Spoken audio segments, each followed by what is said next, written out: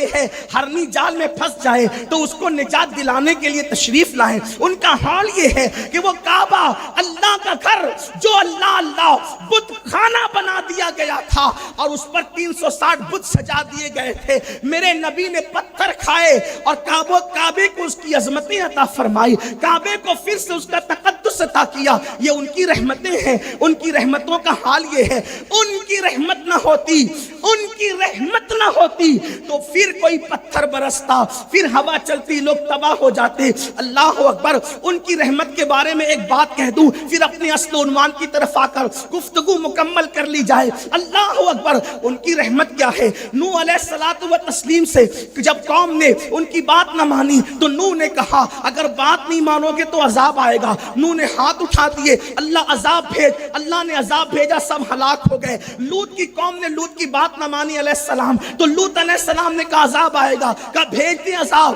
آپ نے دعا کی, عذاب آ گیا. اسی طریقے سے قوم موسیٰ, قوم داؤد, قوم ایوب, اسی طریقے سے سب ہوتا رہا. لیکن مکے میں میرے رسول نے فرمایا, توجہ فرمائے میرے نبی کی شان رحمت کیا ہے. مکے میں میرے نبی نے فرمایا مکے والو اگر اللہ کی بات نہ مانو گے, اس کے رسول کی بات نہ مانو گے تو تم پر بھی عذاب آئے گا. انہوں نے کہا اگر آپ بھیجنا چاہیں تو ہم پہ عذاب بھیج دیں. میرے نبی کی نگاہیں آسمان کی طرف اٹھی, سب نبیوں سے عذاب کا مطالبہ کیا گیا, عذاب آیا.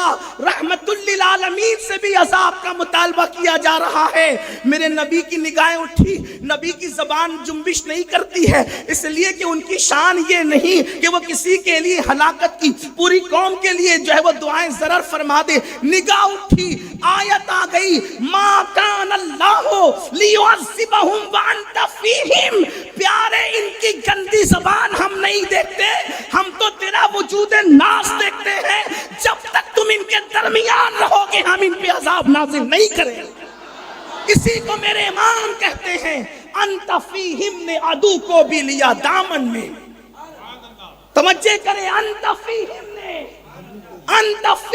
نے عدو کو بھی لیا دامن میں. عیش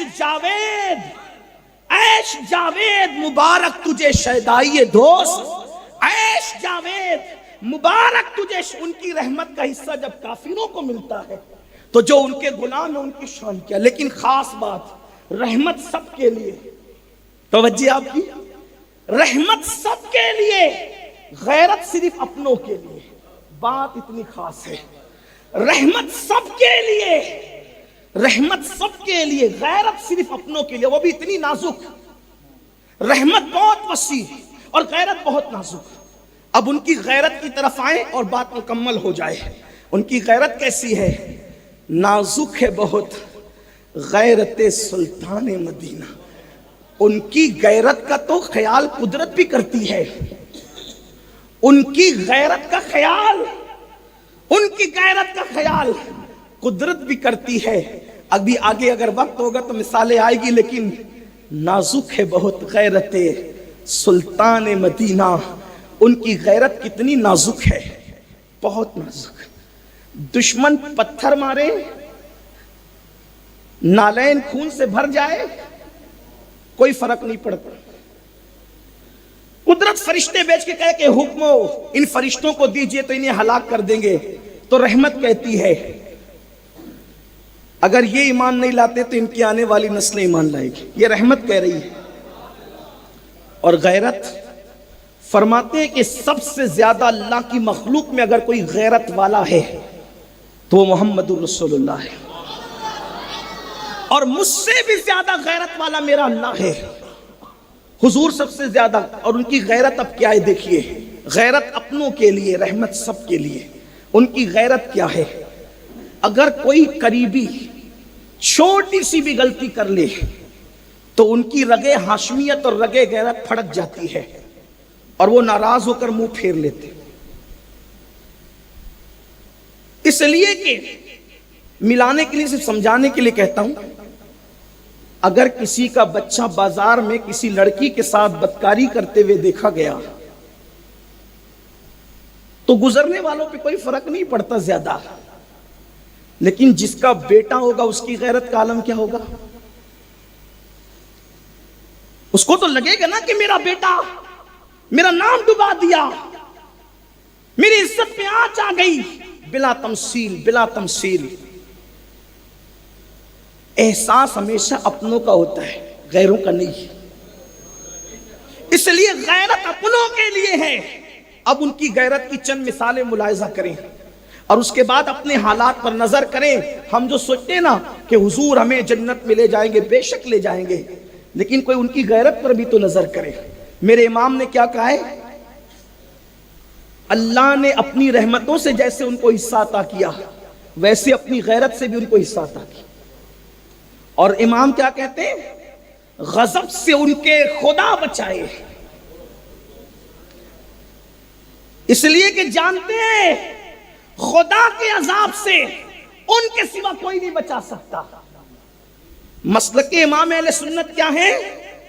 اللہ کے عذاب سے ان کے سوا کوئی نہیں بچا سکتا۔ خود کہتے ہیں شفاعت کرے حشر میں جو رضا کی، سوا تیرے کس کو یہ قدرت ملی ہے، کوئی نہیں بچا سکتا ان کے سوا اللہ کے عذاب سے۔ اور اگر ان کے غضب سے کوئی بچا سکتا ہے تو وہ اللہ کی ذات ہے۔ اسی لیے کہتے ہیں غضب سے ان کے خدا بچائے، جلال باری عتاب میں ہے۔ غضب سے ان کے خدا، ان کے غضب سے بچنے کی کوشش کرو، کیونکہ ان کی غیرت بہت نازک ہے۔ مثال کے طور پہ اپنوں کے لیے کیسی غیرت کرتے ہیں؟ جناب کعب بن مالک، بڑا مشہور نام ہے، صحابہ کرام کی کائنات میں بڑا مشہور نام حضرت کعب بن مالک۔ جنگ تبوک جیش اسرت ہے، بڑے تکلیف کے معاملات تھے۔ تبوک کے جنگ میں صحابہ کرام کو حکم تھا اکثر چلو، سب چلو، سفر لمبا تھا، تکلیفیں تھی۔ کعب بن مالک کہتے ہیں کھجور پکنے کا دور تھا، کھجور کٹنے کا دور تھا، میں نے سوچا کل جاؤں گا، کل جاؤں گا، کل جاؤں گا، یہ ہوتا رہا۔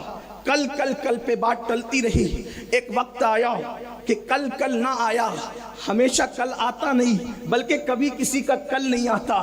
کل نماز پہ ڈالنے والوں، کل سے نماز پڑھیں گے، کل سے نماز پڑھیں گے۔ کل کسی کی زندگی میں نہ آیا ہے، نہ اپنی زندگی میں آئے گا۔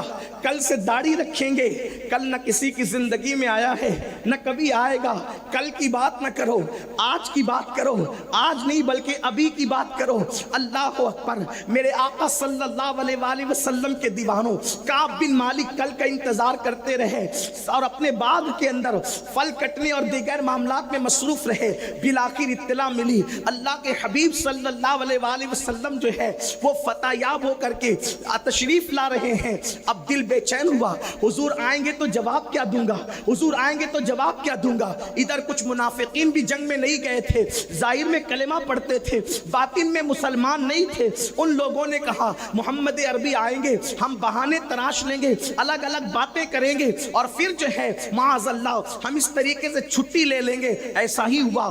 جب مسجد نبوی میں میرے آقا تشریف لائے تو وہ منافقین آئے اور آنے کے بعد کہتے یہ بہانہ، یہ بیماری، ایسا ویسا سب کہا اور اس کے بعد ان کو چھٹی مل گئی۔ حالانکہ غیب دان نبی سب جانتے تھے، لیکن یہی تو کہنا چاہتے ہیں رحمت سب کے لیے ہے، غیرت صرف اپنوں کے لیے ہے۔ اسی لیے اپنوں کو غیرت رسول پہ توجہ کرنا چاہیے، اپنوں کو غیرت رسول کا خیال کرنا چاہیے۔ اللہ اکبر۔ سب نے چھٹی لے لی لیکن مکتبہ عشق کا دستور نرالا دیکھا، مکتبہ عشق کا دستور نرالا دیکھا، اس کو چھٹی نہ ملی۔ جس نے سبق یاد کیا، کعب بن مالک کہتے ہیں وہ جھوٹے جھوٹے بہانے لگا کے نکل گئے۔ دل میں خیال آیا میں بھی کچھ ایسا ہی کروں، لیکن پھر مومن کے دل نے کہا جس کی ذات سے، جس کی نگاہ سے خدا کی ذات نہ چھپی، اے کعب اس کی نگاہ سے اپنے دل کے جذبات کیسے چھپ سکتے ہیں؟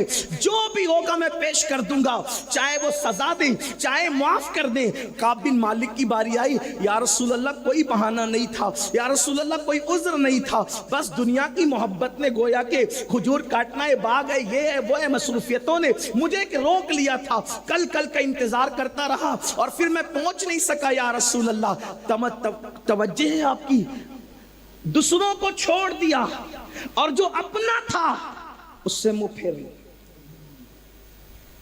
کعب بن مالک سے منہ پھیر لیا، ہلال بن امیہ سے منہ پھیر لیا، ان لوگوں سے منہ پھیرا اور صحابہ سے فرمایا خبردار اب کوئی ان کو سلام نہیں کرے گا،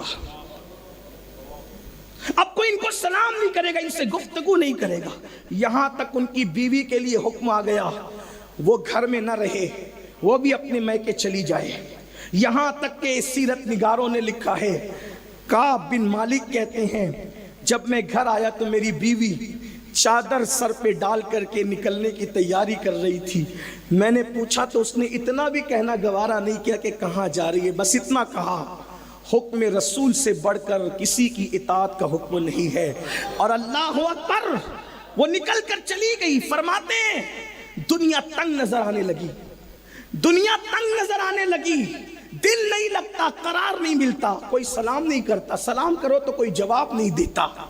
بس حضور نے فرمایا اس کا بائیکاٹ کرو۔ گھر بھی اجنبی لگتا، مدینہ منورہ بھی اجنبی لگتا، البتہ اتنا ضرور ہوتا میں مسجد میں جاتا تو منہ پھیر لیتے، لیکن جب میں نماز پڑھتا تو حالت نماز میں ایسے کنکھیوں سے ان کو دیکھتا، تو جب میں ان کو دیکھتا تو وہ مجھے نہیں دیکھتے، منہ پھیر لیتے، لیکن جب میں ان کو دیکھتا تو میں دیکھتا کہ وہ مجھے دیکھ رہے ہوتے۔ اپنے تھے نا،